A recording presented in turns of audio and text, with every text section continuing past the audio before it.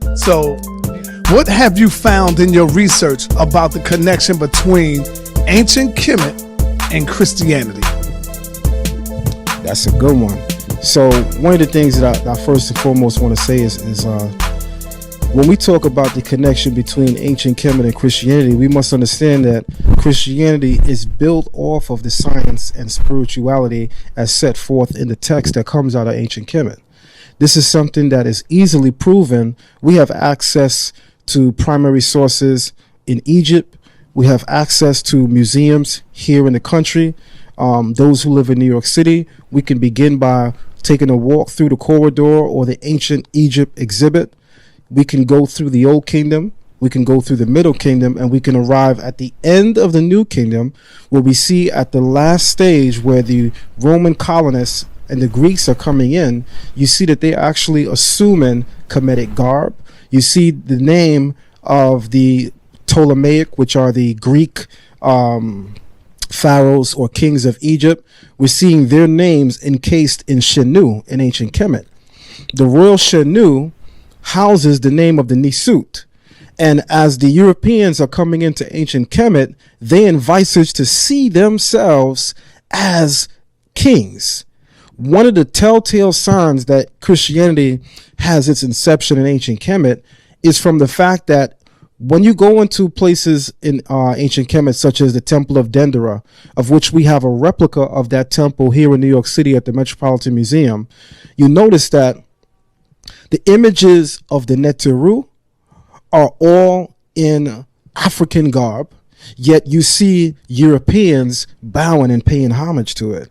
So that means we love to talk about the Black Madonna, the shrine of the Black Madonna, which is in behind the veil in the Vatican. But here is something that is even more crystal clear.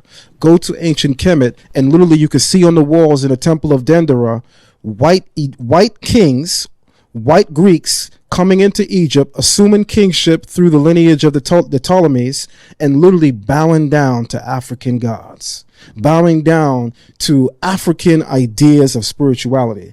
And that is where European spirituality has its inception. European spirituality has its inception on the images inscribed and carved on the walls in ancient Kemet, bar none, beyond a shadow of a doubt.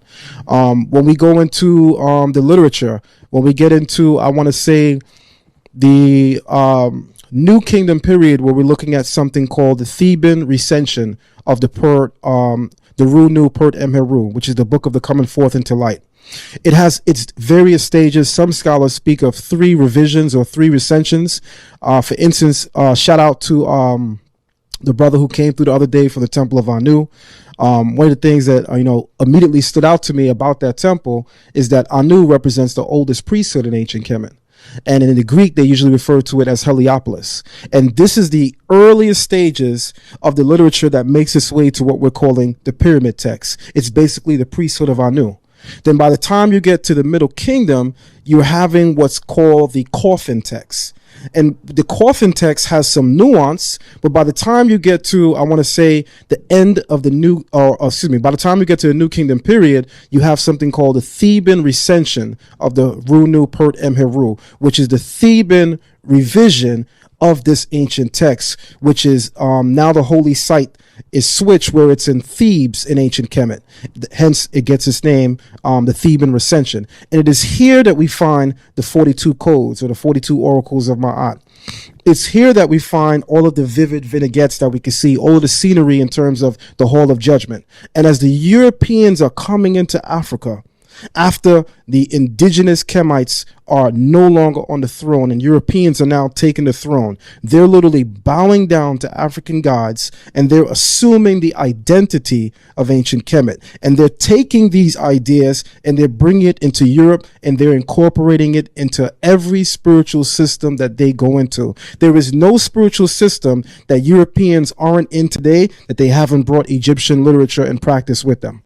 Because again, this is not something that we can't actually fact check and see today. For instance, when you go to the Metropolitan Museum right here in New York City, you're going to see a long slab of a papyri, which contains the majority of the scenes from the Ru-Nu Pert Emheru.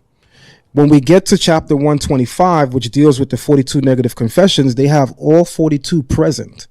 And they're trying to incorporate that into their Europeanized way of looking into African systems. So at best, what we have to admit is that Roman Catholic Christianity, which is the authority of the Christian church in a whole, has its inception in ancient Kemet. For instance, when you go into some of the earliest European Bibles printed, the words of the deity is written or recorded in red.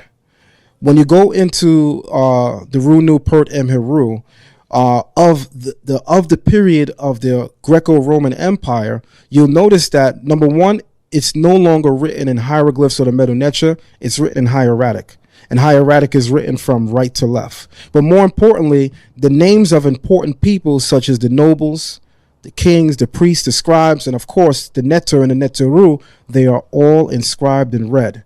So what do you think Roman Catholicism or the Christian church gets the idea that the words of who they believe to be a deity, because remember, the difference between, I want to say, the Messianic Israelite view versus the Roman Catholic Christian view is that Messianic Israelites don't consider Jesus to be God. Whereas if you're Roman Catholic, you literally believe Jesus is God. And as such, all of his words and all of their versions of the quote unquote Bible, they have all of his words in red. This is not a biblical practice. This is not something you can see in books like the Dead Sea Scrolls. In the Dead Sea Scrolls, there's no red letter writing to distinguish between anybody of importance, such as a king, a priest, a prophet, or the creator or God.